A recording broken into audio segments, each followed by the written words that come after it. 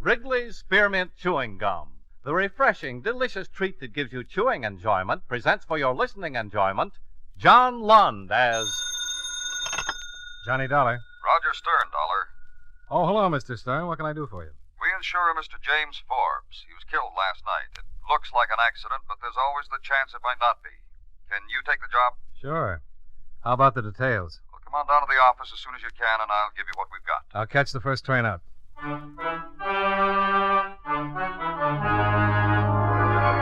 the makers of Wrigley's Spearmint Chewing Gum bring you John Lund and another adventure of the man with the action-packed expense account, America's fabulous freelance insurance investigator. Yours truly, Johnny Dollar.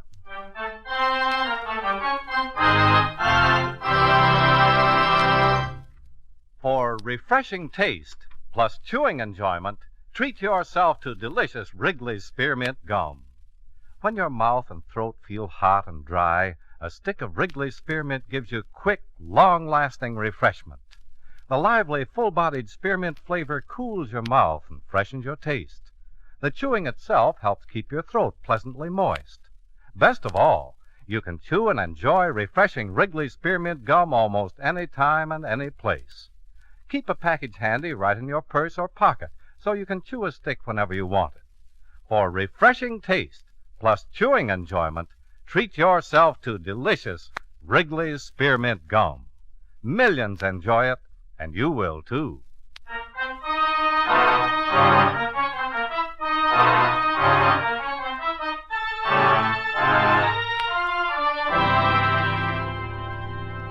Expense account submitted by Special Investigator Johnny Dollar to Home Office, Intercontinental Indemnity and Bonding Corporation, New York City. The following is an accounting of expenditures during my investigation of the James Forbes matter. Expense account item 1, $13.95, train fare and incidentals between Hartford and New York City. After receiving from you the details regarding the death of James Forbes, I registered at the Madison Hotel and went directly to the 5th Precinct Police Station and interviewed Lieutenant Arthur Parkhill, who was handling the case. Well, there really isn't much more to tell, Mr. Dollar, other than what you know. You're convinced it was an accident? I'm convinced he fell over the edge of a 110-foot cliff, that it looks like an accident. Certainly doesn't mean the case is closed, but so far there's no motive for murder. There's a wife. Yeah? Mr. Forbes had quite a bit of money. Well, that's an understatement. Mr. Forbes was loaded. And Mrs. Forbes gets everything, including a $500,000 insurance policy. Look, that's the first thing we considered, but just because a husband's got money and a great big fat insurance policy... Now, wait a minute. I'm not trying to tell you how to do your job. And we've checked the wife. Checked her good. The way it looks, she liked being married. She was in love with her husband. When he went over the cliff, she was in the house. 4 servants can swear to it. He just fell over the cliff. According to everything we can find out, he took long walks every night along the cliffs by the ocean. Last night it was unusually foggy. Certainly possible he got too close to the edge, missed his footing, and did a high dive. How about suicide? At least there's no reason we can come up with. Good health, business doing better than it ever has. Textiles, isn't it? Yeah, biggest in the country. There's absolutely nothing that indicates suicide, especially no suicide note. There usually is. Uh-huh. The Forbes estate is out on the island, isn't it? Yeah. Gonna take a run up? Yeah, I thought I might. Well, thanks for your help. Nice meeting you. Nice meeting you, Mr. Dollar. Let me know if you come across anything.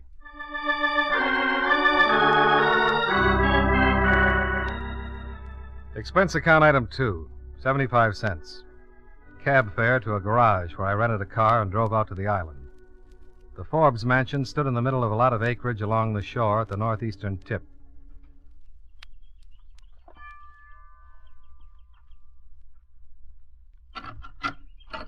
Yes? I'd like to see Mrs. Forbes, please. I'm afraid Mrs. Forbes is seeing no one. Tell her Mr. Dollar is here. I believe Mr. Stern from my company called Mrs. Forbes and told her I was coming out. Mr. Dollar? That's right.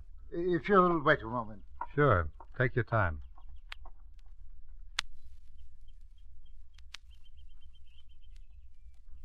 Mrs. Forbes will see you, Mr. Dollar.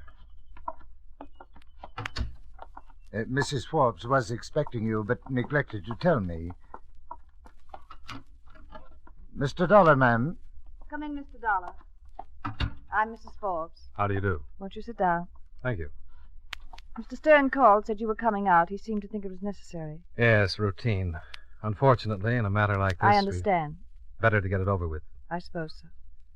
Just a few questions. What time did Mr. Forbes leave the house last night?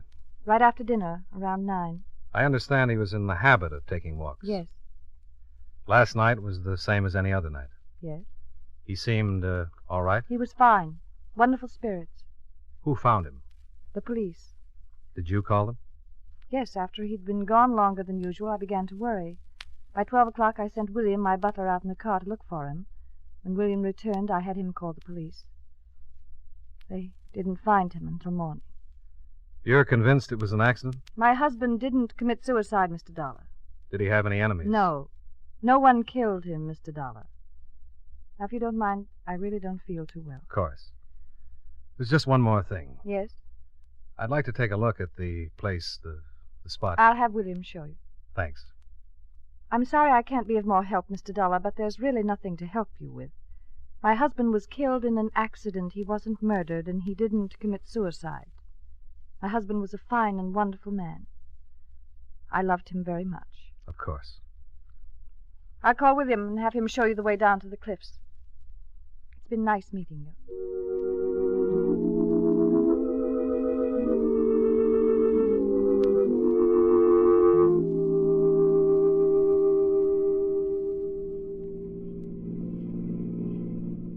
This is a terrible thing, William. Yes, sir.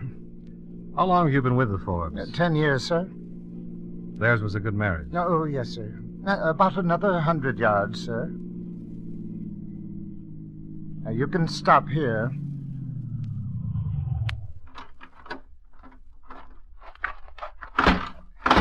Right over here, sir.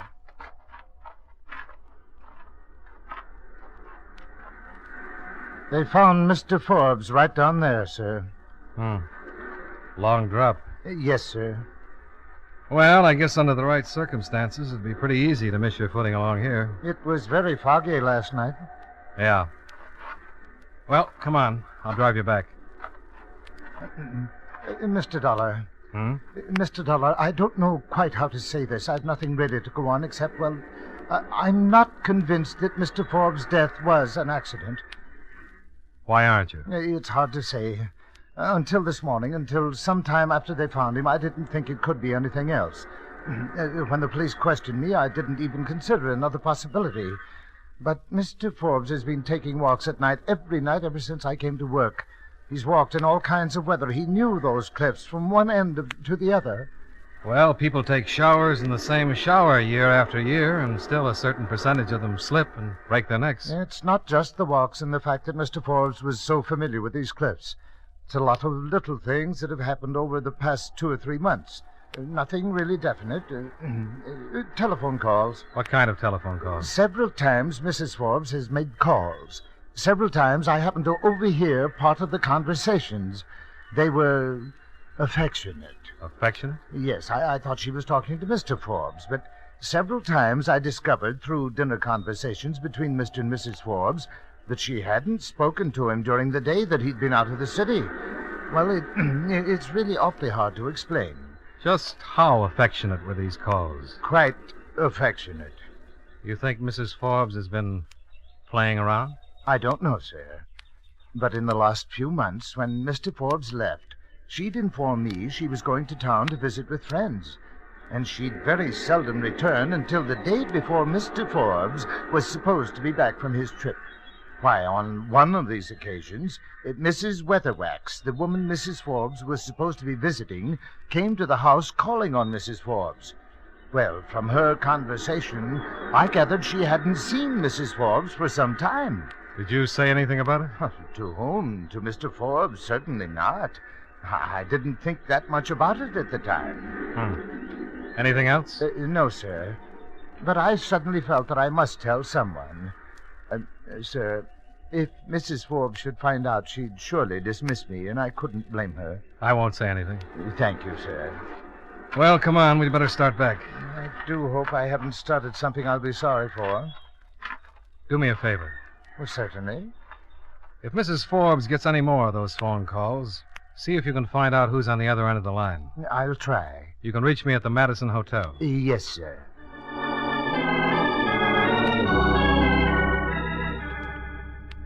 I drove William back to the house, then headed for the city. It was close to 5 o'clock when I got back to my hotel and called Lieutenant Parkhill. I told him about my conversation with the butler, and he was interested. He agreed to do some more checking on Mrs. Forbes' friends, especially the men. Expense account item 3, $7.50, dinner. After which I took a short walk, then returned to my hotel to get a good night's sleep. I was just turning off the light when the phone rang. Johnny Dollar. This is William, Mr. Dollar, the Forbes butler. Oh, yes, William. Mrs. Forbes received a phone call about half an hour ago. You find out who he is? No, sir. Well, that's not going to help much. I thought you could discover his identity. How could I do that? Mrs. Forbes just left the house. I overheard her agree to meet the party in the city. Where in the city? Well, I don't know, but I thought you could intercept Mrs. Forbes as she comes off the George Washington Bridge. William, you have the soul of a Sherlock. Yes, sir. Mrs. Forbes is driving the gray Cadillac sedan. License number 6A31593.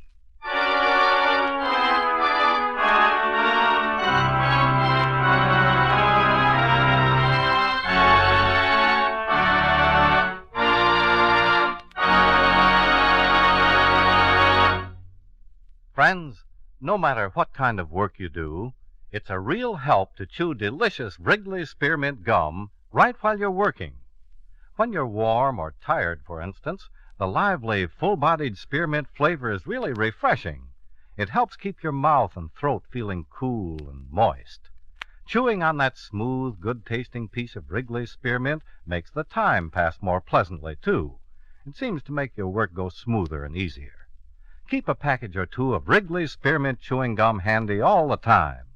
Enjoy chewing Wrigley's Spearmint while you're working and at other times. That's Wrigley's Spearmint chewing gum.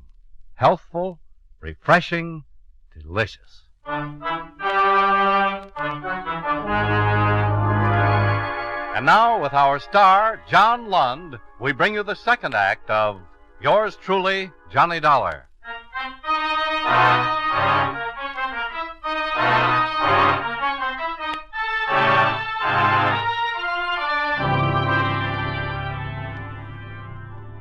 It took me 5 minutes to get back into my clothes and make it down to my car.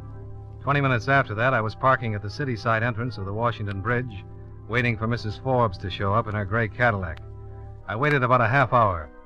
She came off the bridge doing a little better than the speed limit and turned south. I started tailing her.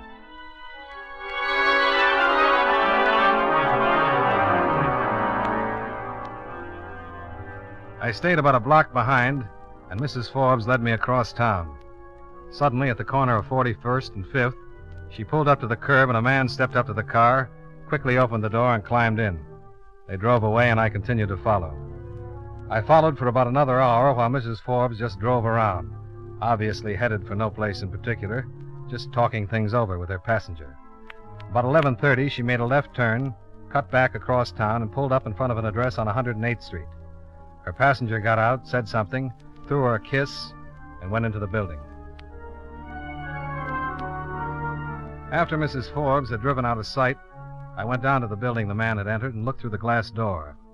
He was going into an apartment at the end of the hall. I checked the apartment number, 1D. The nameplate on the mailbox outside was Roger Phillips. Now,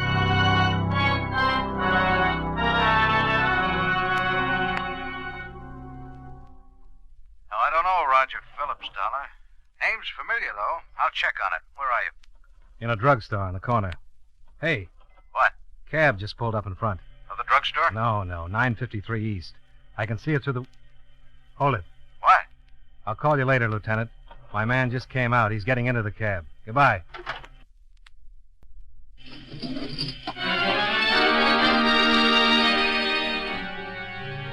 The cab was 2 blocks away and turning left by the time I was able to follow. It led me across town to the waterfront in a small, tired saloon named the Blue Toad.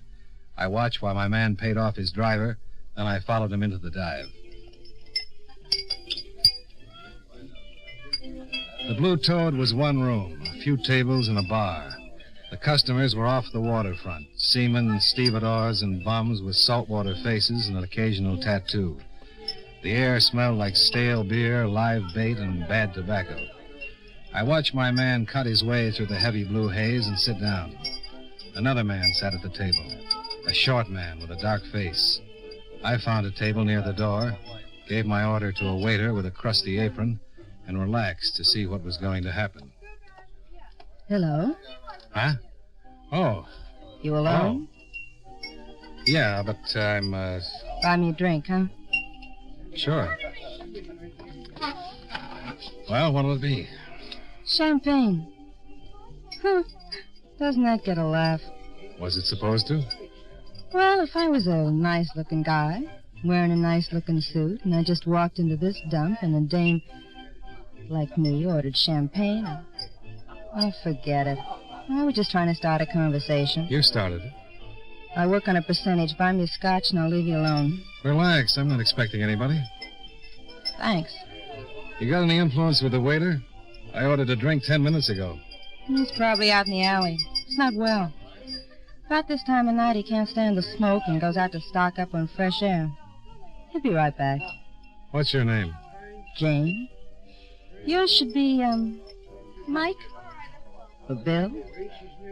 Yeah, you look kind of like a Mike. Why? I don't know. Feeling you get when you look at some people. Some people look like certain names. It's Johnny. Johnny? Doesn't fit? I guess so.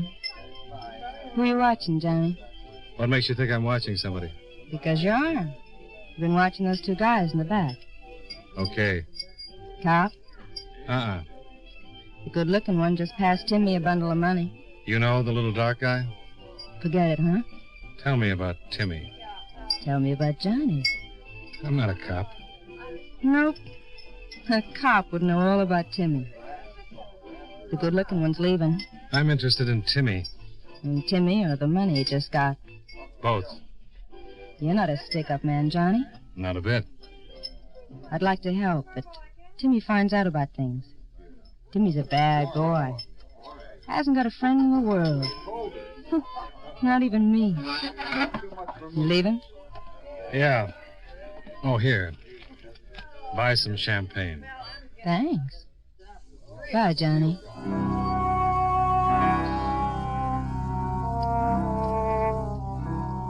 Outside, the air was fresh and clean. I got into my car, lit a cigarette, and waited for the dark little man named Timmy to come out. In about 5 minutes, he did. He crossed the street and climbed into a car. He drove west, and I followed. About 10 blocks later, I stopped and watched Timmy park in an all-night garage, then crossed to a hotel called the Bayview. He went in. I found a phone and called Lieutenant Parkhill. Timmy? About 5'9", dark complexion, dresses a little too sharp. Timmy Collins. Oh, what about him? Bad boy. Yeah, so I've heard. Assassin, but nobody's been able to prove it. I didn't even know he was in town. He shouldn't be. Why not? Oh, it was an old rap. Forgery. Huh. You find anything on Roger Phillips? Oh, yeah. Socialite playboy. Makes the columns about once or twice a week. Never very flattering. Does he know Mrs. Forbes? Oh, he might. Runs around in that circle. He's been in town for about a year now. He comes from... What's the matter? Just going to say he comes from Cleveland. Yeah? Just remembered. So does Timmy Collins. Did you check on Phillips in Cleveland? Now, the kickback hasn't come in yet. Won't get it till tomorrow morning. Only thing we've got on him here is what I've already told you. What are you going to do about Timmy? Let him alone for a while. Stake out the hotel, see what he's up to. What are you going to do? Go back to my hotel and get some sleep. I'm bushed. And I'll talk to you in the morning. Yeah.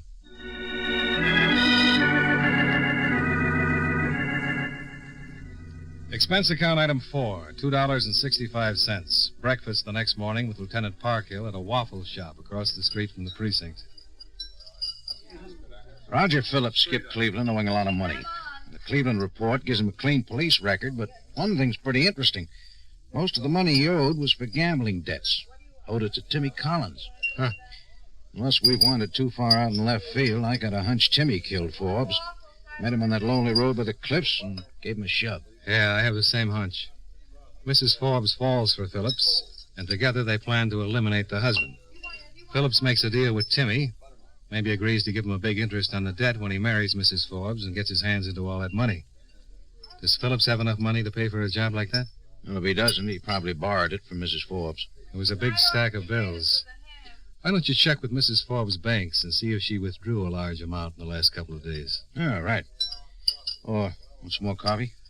No, I think I'll make a call on Roger Phillips. Maybe I can force this thing out in the open. What are you going to tell him? Enough to scare him, get him into action. When people get frightened, they get careless. Yeah, but they can get dangerous, too. You watch yourself. Oh, like a hawk.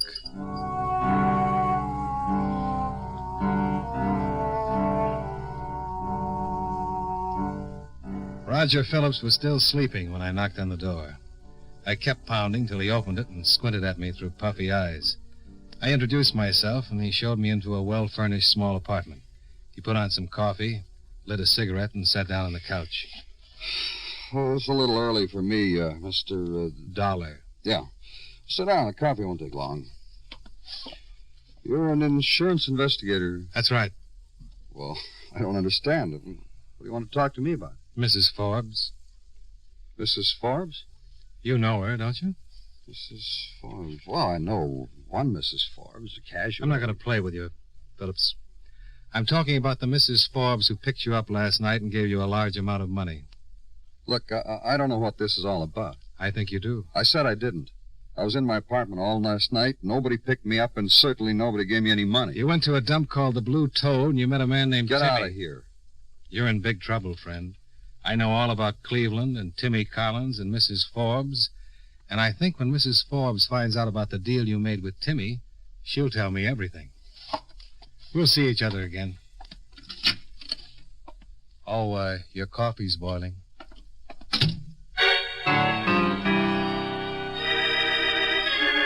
Well, I'd given him the bait. A lot of hunches, but from his reaction, I was sure I'd scored. I went downstairs, crossed the street to the drugstore, waited 5 minutes to give Roger enough time to make his calls. Then I slid into the phone booth and made a call of my own. Yes, sir. Mr. Forbes' residence. William, this is Mr. Dollar. Oh, yes, sir, Mr. Dollar. I was just going to call you, sir. Did Mrs. Forbes just receive a call? Yes, sir, just a moment ago. It was from the same man. She's going to meet him. Meet him? Where? By the cliffs. Phillips had taken the bait. Only 2 people could implicate him in Forbes' murder, Mrs. Forbes and Timmy, and he'd called Mrs. Forbes to meet him by the cliffs. I put in another call to Lieutenant Parkhill. That's right, Johnny. The stakeout has a tap on Timmy's phone. Phillips just called him, said to pick him up as soon as he could.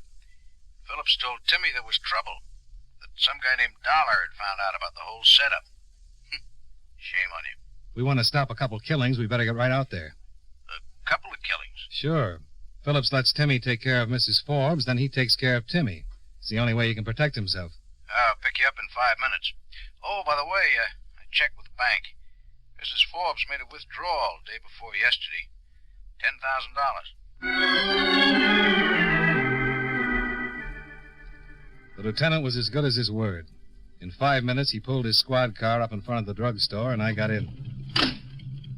Oh, you want to wait for Timmy to pick up Phillips and then tail him? Now, we know where they're going. Better if we get there ahead of time. Right.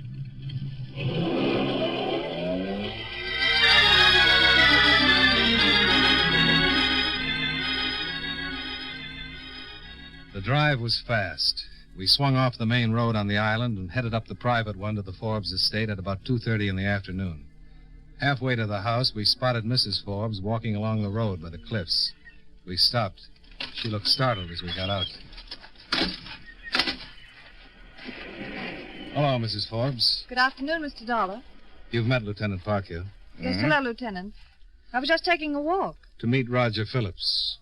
I beg your pardon. Oh, we know all about it, Mrs. Forbes. All about what, Lieutenant? Your husband's death. Who killed him? Why he was killed. I'm afraid I don't understand. My husband was... Roger Phillips will be along any minute. The man he paid to kill your husband will be with him. I think he intends to kill you. This is the most ridiculous... Mrs. Forbes. Roger Phillips left Cleveland owing a large gambling debt to a hoodlum named Timmy Collins. Last night you picked up Mr. Phillips and gave him $10,000, which he in turn gave to Collins. And we think he made another deal with Timmy. After he married you, he could pay off his gambling debt with interest. Might as well tell us about it, Mrs. Forbes. He doesn't care about you. You and Timmy are the only ones that can implicate him. And he's on his way here right now to see that you don't. I don't believe you. Well, then find out for yourself. We'll duck the car behind those trees and give you plenty of protection when he gets here. Find out for yourself.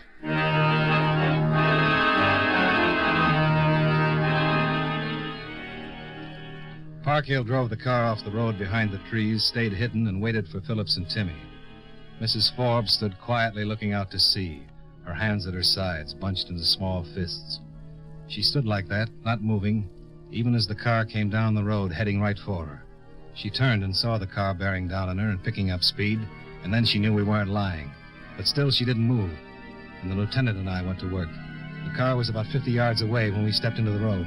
Timmy was driving and saw us the same instant Phillips did and tried to put on the brakes as we raised our guns.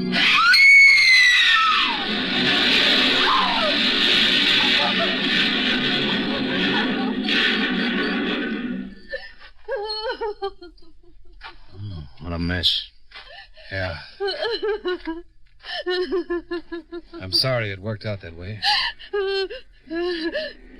He was going to kill me, wasn't he? He sure was. You want to tell us about it? Oh, yes. It doesn't make much difference now, does it? No, I'm afraid it doesn't.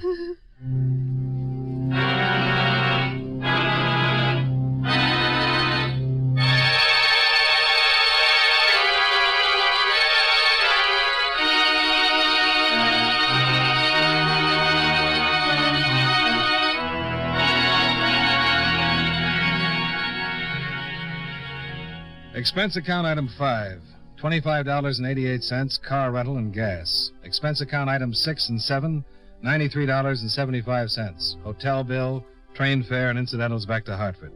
Expense account total $148.48. Yours truly, Johnny Dollar.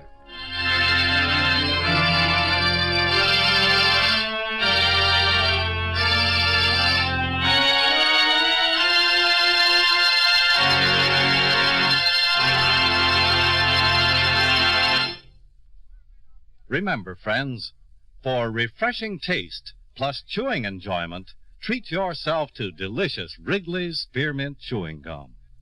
The taste of fresh spearmint is cooling and delightful, and there's lots of it in every stick of Wrigley's Spearmint Gum.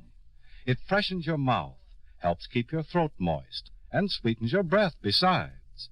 You'll enjoy the good chewing, too, because Wrigley's Spearmint is so smooth and pleasant to chew on. There's nothing else quite like it. Next time you're at the store, stop at your friendly merchant's display of chewing gum and get a few packages of good-tasting Wrigley's Spearmint Gum. Always keep some handy for refreshing taste plus chewing enjoyment. That's Wrigley's Spearmint Chewing Gum. Healthful, refreshing, delicious.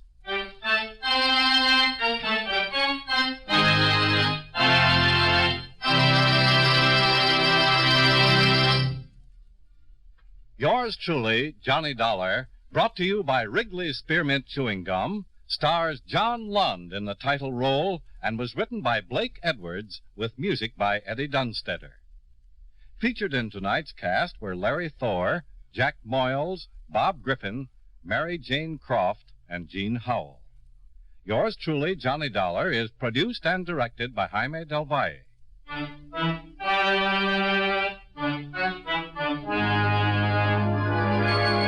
The makers of Wrigley's Spearmint Chewing Gum hope you enjoyed tonight's story of Johnny Dollar and that you're enjoying delicious Wrigley's Spearmint Gum every day. This is Charles Lyon, inviting you to join us again next week at this same time when, from Hollywood, John Lund returns as... Yours truly, Johnny Dollar.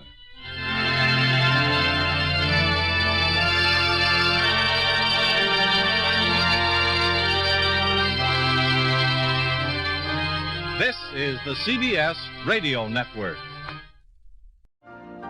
You've been listening to the OTR Gold Network.